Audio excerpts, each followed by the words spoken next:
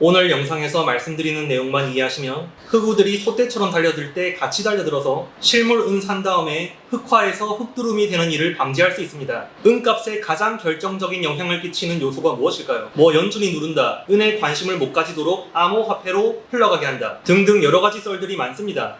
굳이 그런 얘기들을 지금 부정하고자 꺼낸 얘기는 아니고요. 그럴 수도 있지만 증거는 없죠. 그런데 은 시장이 조작되었고 제가 오늘 말씀드릴 지표가 결정적으로 영향을 끼친다는 것을 데이터로 확인할 수 있는 곳이 있습니다. 바로 코맥스 선물시장입니다. 영상 후반부에 설명드릴 내용에 대한 이해를 돕기 위해 우선 은 선물시장이 아니라 기본적인 선물시장의 원리에 대해서 설명드리겠습니다. 숏 포지션은 가격이 하락하더라도 현재가에 팔 수 있는 권리입니다. 롱 포지션은 가격이 상승하더라도 현재가에 살 수 있는 권리입니다. 즉 원자재의 값이 오른다고 예상될 때 그 원자재를 사용해서 상품을 만드는 생산자는 해당 원자재 그 자체가 아니라 해당 원자재를 사용하는 상품을 더 많이 팔고 싶어 하므로 원자재의 가격이 상승하더라도 해당 원자재를 현재가에 살 수 있는 롱 포지션을 원합니다. 반대로 원자재의 값이 하락한다고 예상되면 생산자는 숏 포지션을 취해서 현재 가지고 있는 재고에 대한 리스크 해지를 합니다. 예를 들어서 빵 생산자는 밀가루를 원자재로 사용하는데 밀가루 값이 오른다고 예상되면 롱 포지션을 취해서 가격이 상승하더라도 현재가에 매수할 수 있는 포지션을 취하기를 원합니다. 그러나 밀가루 값이 하락한다고 예상되면 숏 포지션을 취해서 현재 가지고 있는 밀가루 재고에 대한 리스크 해지를 합니다. 여기까지가 선물 시장의 이해를 돕기 위한 일반적인 설명이었습니다. 그러나 은 시장은 서두에 말씀드린 것처럼 조작된 시장이라서 성격이 조금 많이 다릅니다. 그래서 일반론적인 선물시장의 측면에서만 바라보면 안됩니다. 일반적으로는 선물시장의 가장 큰 주체는 생산자나 도매 딜러이지만 은시장은 가장 큰 주체가 JP모건과 같은 대형 은행들이고 이들이 은 선물시장에서 거의 항상 숏 포지션을 취하면서 은값 상승을 막고 뒤에 코맥스 창고에서는 역사상 최대의 실물 축적을 이어나가고 있다는 것입니다. 무슨 개소리냐고요? 정확히 영상 후반부에 데이터로 증명하겠습니다. 그렇다면 도대체 그들이 어떻게 이렇게 하는 것이냐? 그들은 선물시장에서 종이 은값이 상승을 하면 있지도 않은 종이 은으로 공매도를 쳐서 상승폭을 제한시키거나 하락시킵니다. 그게 흔히 말하는 뿅망치와 같은 형태로 나타나는 겁니다. 그리고 은값이 하락하면 그들은 모아두었던 숏 포지션을 청산해서 수익을 냅니다. 숏 포지션이 뭐라고 했습니까? 가격이 하락하더라도 하락하기 전의 가격으로 팔 수 있는 권리라고 했죠. JP모건을 예로 들면 종이 선물 시장에서는 숏 포지션을 추가했다가 공매도를 통해서 은값이 하락하면 숏 포지션을 청산해서 종이 은 시장에서 수익을 냄과 동시에 은값 상승을 막고 뒤에서는 역사상 단일 주체로서 최대의 실물 은 축적을 이어나가고 있습니다. 쉽게 말해서 종이로 떨구고 떨군 가격에 실물을 매집한다는 이야기입니다. 그럼 이걸 어떻게 할 수 있느냐? 여기부터 매우 중요합니다. 바로 COT 리포트를 통해서 확인할 수 있습니다. COT 리포트란 CFTC로부터 나오는 보고서인데 선물 시장에서 각 주체들의 포지션을 보여주는 리포트입니다. COT 리포트가 중요한 이유는 현재 은 시장이 실물이 아니라 종이 은이 패러다임을 지배하고 있는 것을 노골적으로 보여주기 때문입니다. COT 리포트는 미국 시간으로 화요일까지의 자료가 취합되어서 미국 시간 금요일에 발표되며 한국 시간으로는 토요일에 확인할 수 있습니다. 차트를 실제로 보면서 설명하겠습니다. 지금 보시는 것이 바로 은값 차트와 COT 차트입니다. 위에 있는 것이 은값 차트 이고 아래쪽에 있는 것이 COT 차트입니다. 그리고 COT 차트에 4개의 선이 있죠. 그 4개의 선에 대해서 설명드리겠습니다. 은 선물 시장에는 크게 4가지 주체가 있습니다. 첫 번째로 커머셜 생산자입니다. COT 차트에서 붉은색 선입니다. 커머셜 해저, 도매딜러, 생산자, 은 정제업체 등을 의미합니다. 두 번째로 커머셜 스왑 딜러입니다. 녹색 선입니다. 대표적으로 코맥스의 창고를 보유하고 있는 JP모건과 같은 대형 은행들입니다. 가장 중요한 주체입니다. 세 번째로 매니지드 머니가 있고 일반적으로 대형 투기 자본을 의미합니다. 푸른색 선입니다. 마지막으로 미미한 개인들의 투기적 자본입니다. 오렌지색 선입니다.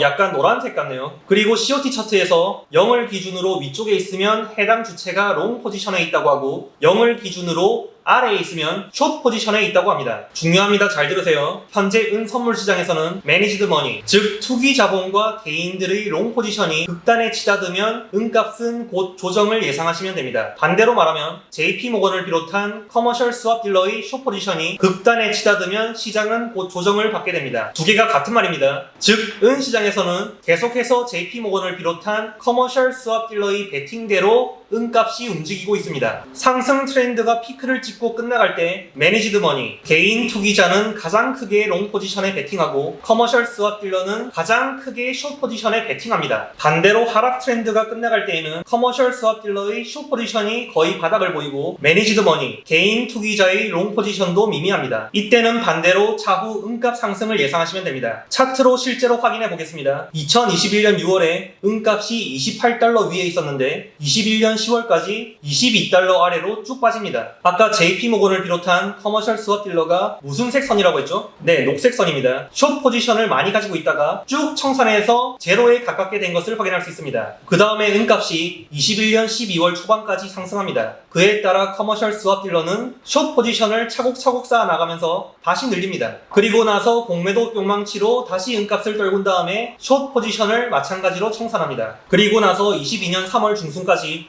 은값이 크게 상승할 때 숏 포지션을 상당히 많이 쌓아둡니다. 그리고 다시 뿅망치 때리면서 가지고 있던 숏 포지션을 지금 5월 17일 시점까지 거의 다 청산했다는 것을 알 수 있습니다. 저는 금과 은을 언제나 현금 흐름을 통해서 평균 원가법으로 저축합니다. 그러나 커머셜 스왑 딜러의 숏 포지션이 거의 다 청산된 지금 같은 시기에는 평소보다 더 많이 저축합니다. 이게 제가 후보가 안 되고 JP모건과 같은 세력들이 선물 시장에서 눌러놓은 값으로 실물을 싸게 사는 방법입니다. 정리하겠습니다. 그냥 외우세요. 은값이 상승하면 매니지드 머니, 개인 투기자의 롱 포지션이 증가한다. 그리고 커머셜 스왑 딜러의 숏 포지션도 함께 증가한다. 은값이 하락하면 매니지드 머니, 그리고 개인 투기자의 롱 포지션이 줄어든다. 그리고 커머셜 스왑 딜러의 숏 포지션도 줄어든다. 다른 말로 청산된다. 다시 말씀드리자면 커머셜 스왑 딜러의 숏 포지션이 적을 때 사면 최소한 눌러진 가격이기 때문에 흑우는 안 된다는 이야기입니다. 그때가 최저가라는 이야기가 아닙니다. 눌러진 가격이라는 겁니다. JP모건을 비롯한 커머셜 스왑 딜러는 숏 포지션을 쌓아두었다가 공매도를 통해서 가격이 하락할 때 가지고 있던 숏을 청산하면서 종이 선물 시장에서도 수익을 얻고 싸게 하락한 실물을 사서 포맥스 창고에 쟁겨둡니다. 꼭 먹고 알먹기입니다.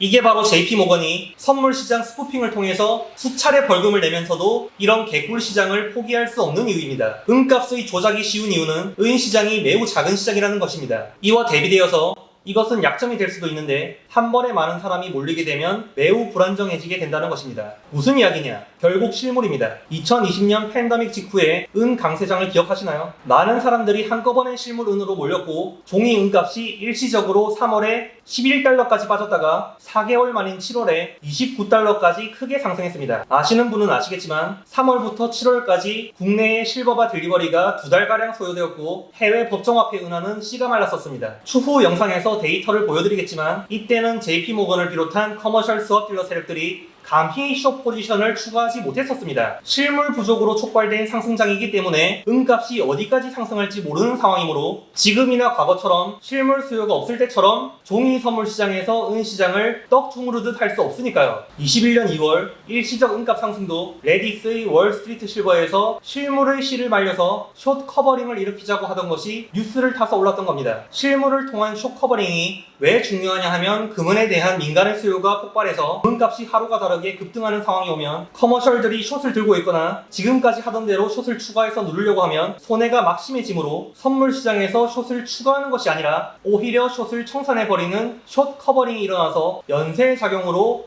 은값 폭등 현상을 일으키게 됩니다. 이게 바로 은 시장의 핵심이자 진짜 상승장이 오는 상황이자 본질입니다. 이게 아니라면 진짜 상승이 아닌 가짜 상승이고 어느 정도의 상승 이후에 다시 뿅망치 맞고 하락할 가능성이 높습니다. 그런데 저는 이 모든 것들을 알면서도 도대체 왜 모으냐고요? 제가 오히려 반대로 질문드리겠습니다. 원래 가치 있는 것을 떨궈줘서 사람들이 천시하게 만들어서 싸게 모을 수 있게 해주는데 도대체 왜 안 모읍니까? 감사합니다.